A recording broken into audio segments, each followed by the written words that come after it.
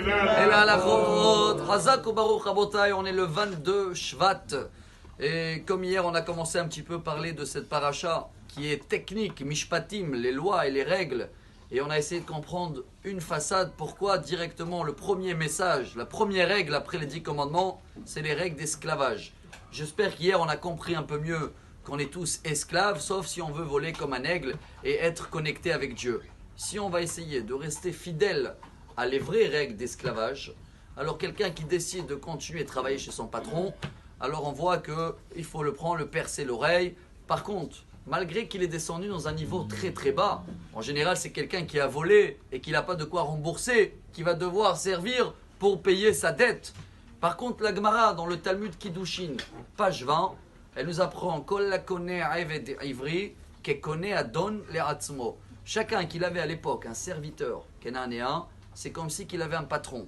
Et la Gemara le détaille, il a un seul coussin. Qui c'est qui dort avec, le maître ou l'esclave? L'esclave.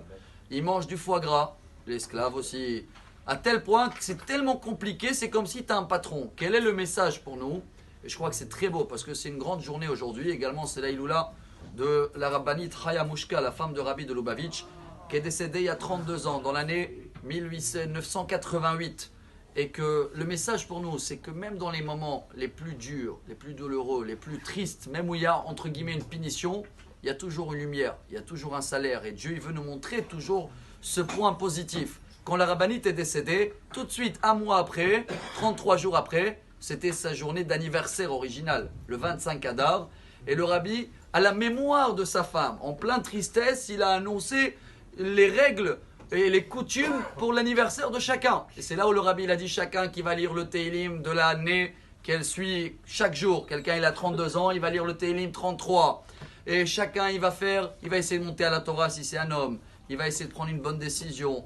Donc même dans les moments tristes, il y avait tout de suite de la lumière et de la joie et un message à partager avec tout le monde. On va terminer avec Myriam.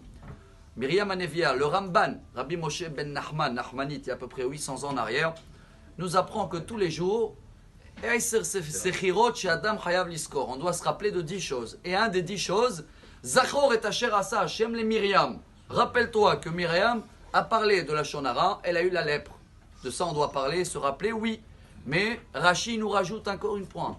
Rappelle-toi que quand elle a été punie, Myriam, et une semaine la lèpre, tout le peuple d'Israël a patienté et n'a pas avancé pour respecter, pour honorer Myriam. Et tellement elle a vu dans la punition, entre guillemets à elle, le respect qui sortait, chers amis. Comme cet esclave qui est le plus bas, on le dit, donne tout à lui. Alors chacun de nous, même s'il y a des moments, des fois où on est bas, on est un peu triste, où ça ne va pas, venez, on va essayer de se rappeler de ces 3 événements, que ce sera l'esclave dans la paracha, ou que ce sera la rabbinite Chaya Mushka, que tout de suite, un mois après, le rabbi a trouvé la lumière de l'anniversaire, ou Myriam, que même dans la douleur et dans la pénition, il y avait un grand respect. Excellente journée à tous et des bonnes nouvelles. Amar Rabbi Elazar, Amar Rabbi Hanina.